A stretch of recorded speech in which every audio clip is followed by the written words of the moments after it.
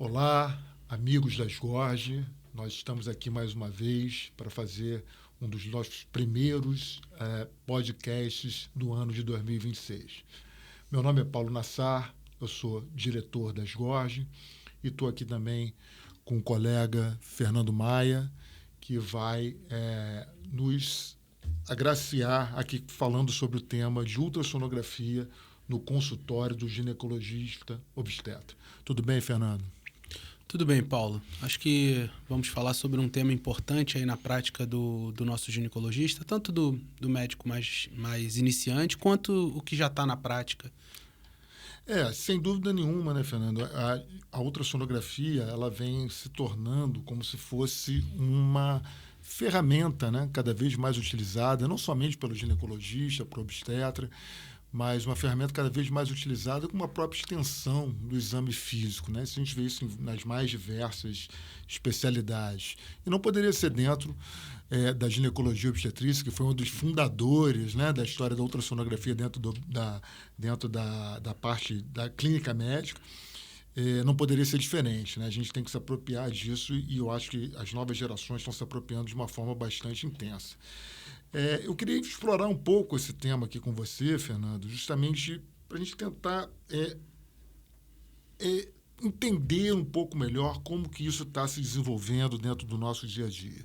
E a primeira coisa que fica é como que essas novas tecnologias, essas novas ferramentas que a gente tem, que têm sido desenvolvidas, né, pelas grandes, né, empresas menores de ultrassom, como que isso está influenciando dentro do dia a dia dessa prática clínica?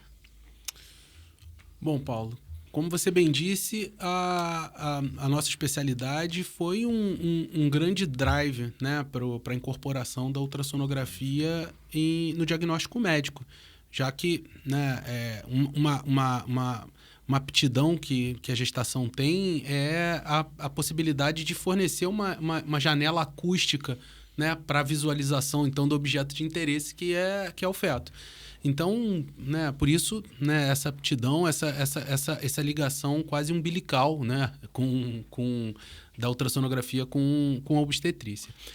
Quando a gente pensa o que está acontecendo nesse campo da tecnologia, a gente tem duas coisas assim, muito, muito interessantes, né? O primeiro é a portabilidade cada vez maior dos equipamentos de ultrassonografia, né? Acho que motivado pelo desenvolvimento de tecnologias militares que necessitavam, então, de equipamentos portáteis e cada vez mais portáteis, a gente está chegando na possibilidade de equipamentos que praticamente são o transdutor, né? E que se conectam com um tablet ou com um celular com qualidades cada vez mais interessantes de produzir imagens clinicamente relevantes. Isso, de alguma forma, barateia também o equipamento, né? E aí, então, a portabilidade e valores mais acessíveis estão dando essa possibilidade, então, da gente ter esses equipamentos em quase todos os cenários, seja na ultrassonografia, no plantão ou em qualquer tipo de avaliação. É uma disseminação bastante grande, né, da ferramenta que a gente tem visto, pelo menos nos últimos 10 anos, eu acho que de uma forma assim, bastante importante realmente. E, Fernando, me diga, o que você vê? Porque a gente, dentro obviamente, dentro da medicina, a gente tem o avanço tecnológico que você está falando, né, obviamente, e nós temos também a questão que é fundamental e que tem sido cada vez mais discutida, né, dentro do cenário médico, que é a questão do treinamento. Como que você enxerga essa questão da necessidade de treinamento? Qual é o nível de treinamento que você precisa ter, que um profissional precisa ter para se apropriar do ultrassom dentro de um ambiente de consultório? Tá, Paulo, isso assim assim como várias outras tecnologias em saúde, a gente tem desde o uso mais básico até o uso super sofisticado, né? Então, no nosso campinho, né, de ginecologia e obstetrícia, eu diria que a própria residência médica, na matriz de competências, já prevê um uso básico para intermediário, né, de uma forma curricular para o residente nos 3 anos. O que a gente vê é que, na realidade, muitas residências não conseguem alcançar esse nível de de oferecimento de treinamento para que eles consigam, então, ter no conhecimento, habilidade e atitude para poder usar a ultrassonografia.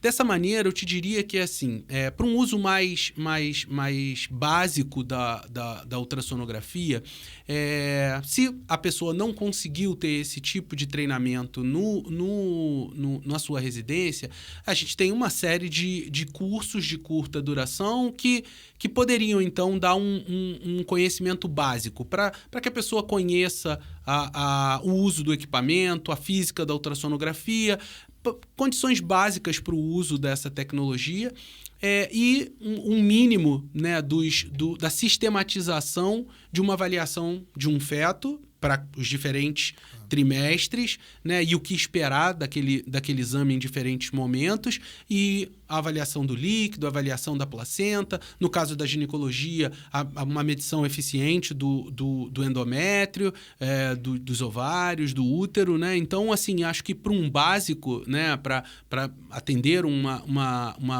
gestante, né, que chega para você no primeiro trimestre, não sabendo a datação, em que você pode ali no consultório fazer uma datação precisa, né, no primeiro trimestre, ou uma gestante que na hora que você mede o fundo de útero é incompatível com a idade gestacional, ter a possibilidade de fazer uma biometria, ou mesmo de ver que ela não tem líquido e por isso esse fundo de útero está reduzido. São usos menos sofisticados que um treinamento básico já contemplaria. E, Fernando, mas me diga, e como é que você enxerga a introdução de uma outra ferramenta que é muito utilizada na obstetrícia, talvez na ginecologia, com essa proposta de uma avaliação de consultório bem menos, mas muito utilizada na obstetrícia, que é o Doppler, né? O Doppler está intimamente associado com a avaliação do bem-estar, né? E o Doppler, notadamente o Doppler da artéria umbilical, é um exame que eu diria relativamente fácil de ser feito, né? E que te dá muita informação. Como é que você enxerga o uso do Doppler como uma ferramenta complementar e adicional dentro desse cenário de consultório? Olha, como eu vinha te falando, né, esses equipamentos inicialmente muito portáteis, eles nem contemplavam a possibilidade de uma avaliação, né, de fluxo de uma umbilical, mas os equipamentos mais modernos têm permitido isso. Então, é um grande drive para que a gente se especializa nisso. O uso da ultrassonografia com Doppler, apesar de ser muito desejável, praticamente indissociável, né, principalmente nas gestações de alto risco, agora o Doppler carece de um treinamento um pouquinho mais cuidadoso, porque a física do Doppler é mais sensível, os ajustes do equipamento são talvez mais sensíveis e mais passíveis de ser mal interpretados. Então, sim, acho que o uso é indissociável, mas nesse caso eu acho que o treinamento precisa ser visto com muito carinho para que a gente não tenha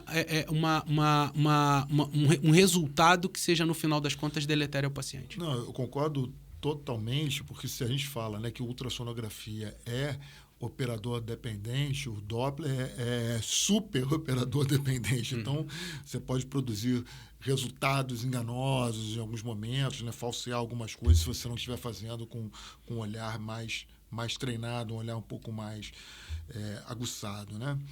E me diga uma coisa, Fernando, então, assim, vamos falar um pouco dentro desse cenário que a gente está desenvolvendo, dentro dessa questão da clínica, dentro de um ambiente de consultório, de um ambiente de ambulatório.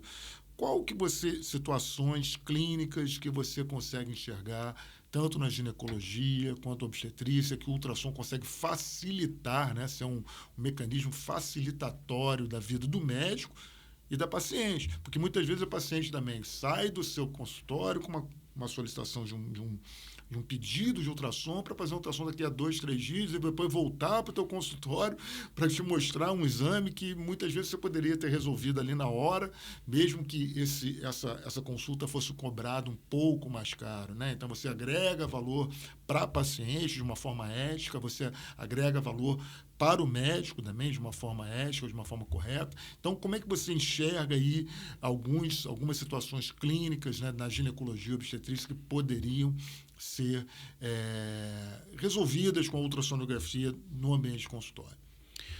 Pois é, Paulo, essa pergunta é uma pergunta que eu preciso, antes de responder, né, sinalizar meu total conflito de interesse quando eu penso a minha prática afastada da ultrassonografia, porque eu acho que em todas as situações eu vejo a possibilidade da ultrassonografia me ajudar a elaborar um diagnóstico ou a examinar melhor essa paciente.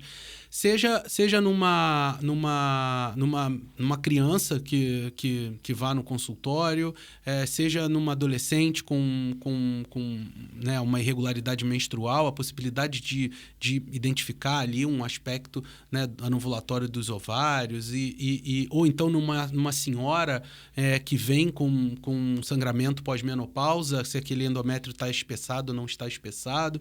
Então, assim, eu quase não vejo situações em que não me ajude. Nas gestantes de baixo risco, eventualmente, desde datar a gestação até criar aquele vínculo, né, com a paciente, da paciente com a criança, porque de uma forma natural as pessoas, né, têm o nariz de um, têm o queixo do outro, né? Isso de alguma forma traz aquela criança para dentro daquela família, talvez de uma forma mais antecipada. Nas gestações de alto risco, né, é uma senhora ferramenta, se você ainda tem a disponibilidade do Doppler. Se você está colocando um DIU ou está acompanhando um DIU, a possibilidade de ver que aquele DIU está normoposicionado, né? Se a paciente tem um implante hormonal, ver se ele está posicionado, se não está, te auxiliar na hora de retirar para saber a que profundidade ele está da pele. Num pós-operatório que você tem uma dúvida sobre um hematoma, um seroma, né, na mama, numa ferida operatória, eu quase não consigo identificar uma situação em que o ultrassom não... Acho que é isso. Acho que o ultrassom como uma extensão do exame físico, muito, muito óbvio. Isso já é feito em muitos países. Alguns países se apropriaram mais do que isso que outros, né? Você sabe muito bem. A Alemanha, por exemplo, se apropriou muito, outros países menos, mas acaba sendo uma coisa muito interessante. E para a gente terminar, né, Fernando, eu vou te fazer uma derradeira pergunta, que a gente mais ou menos já tinha programado, né, esse nosso podcast para durar algo em torno de 20 minutos. E aí eu queria te fazer uma pergunta seguinte: como é que você enxerga o ultrassom dentro da dinâmica de um plantão? Né, de um plantão de ginecologia, obstetrícia, né? Muito mais de obstetrícia do que de ginecologia. Aumenta a segurança, não aumenta a segurança? Porque eu me lembro o seguinte, né? Eu cheguei a pegar, né, o PINAR ali como método de ausculta, né, da vitabilidade fetal, na antiga Promatre, e tinha algumas pessoas ali, os staffs, e às vezes um ou outro interno que tinha uma condição financeira um pouco melhor, já tinha lá aqueles caixotinhos, né, que vinha a ser o sonar Doppler, que hoje em dia estão totalmente reduzidos, né, e que agora de acesso todo mundo tem. Como é que você vê a ultrassonografia disso, né? Será que você acha que daqui a algum tempo as pessoas já vão estar com ultrassons portáteis caminhando? Como é que está isso dentro da nossa estrutura, dentro do nosso dia a dia de um plantão de obstetrícia, Fernando? Assim, Paulo, assim como nos consultórios assim mais sofisticados, a maioria deles, os médicos já têm o equipamento disponível para o uso imediatamente como extensão do exame físico. Nos plantões, assim, tem sido, né? Eu acho que até para o médico jovem que está pensando em assumir plantões, com certeza você vai conseguir posições em lugares melhores e talvez em condições de trabalho melhores se você tiver essa tecnologia disponível para ser utilizada e você com competência para tal. Porque as queixas, né, Paulo, de um plantão, né, o sangramento, né, de primeiro trimestre, as dores abdominais com suspeitas de gestação ectópica, todas as de obstetrícia, as complicações pós-operatórias, né? Ver se tem líquido ou não tem naquele abdômen. Eu acho que realmente eu vejo que assim, a ultrassonografia é uma ferramenta indissociável assim, na avaliação da mulher na emergência. A gente viveu mais ou menos um período em que já que existia um plantonista de radiologia que fazia, então, esse exame, ou eventualmente alguém alcançável. Eu acho que não tem sido mais a realidade dos grandes serviços, né, tanto público quanto privados do Rio de Janeiro. Né? E eu acho que será, então, uma tendência, principalmente a partir do que você falou, da portabilidade dos aparelhos, de não ser a necessidade de um equipamento dentro de um ambiente de um setor de radiologia. Eu acho importante a gente lembrar também no plantão, né, que às vezes o plantonista mais jovem, ele fica muito segmentado, né? Vem ali, olha, está com uma dor abdominal, ou está com, às vezes, até paciente, às vezes, com algum pedido de ultrassom, né? E aí, de uma certa forma, vem e faz aquele direcionamento, né, absoluto, como ela vê com ultrassom transvaginal. E é muito importante deixar claro aqui que a conjugação, né, de vias, né, da via abdominal com a via transvaginal, você está agregando valor ao seu exame. Então, o ultrassom abdominal, você acaba tendo uma visão panorâmica da pelve feminina de uma forma muito satisfatória, enquanto que o ultrassom transvaginal você enxerga muito bem, mas de uma forma míope, né? Você enxerga bem, mas talvez ali 12, 13 centímetros, um pouquinho mais do que isso no máximo. Então, você tem uma dificuldade de enxergar algumas coisas que podem estar um pouco além dessa conjugação. Então, é importante isso, né? O que eu estou querendo trazer aqui para a discussão, na verdade, é que o treinamento dentro de um ambiente de plantão ou também dentro de um ambiente de consultório deve ser feito pelas duas vias, né? Preferencialmente. Você falou um exemplo, por exemplo, ver a espessura do endométrio.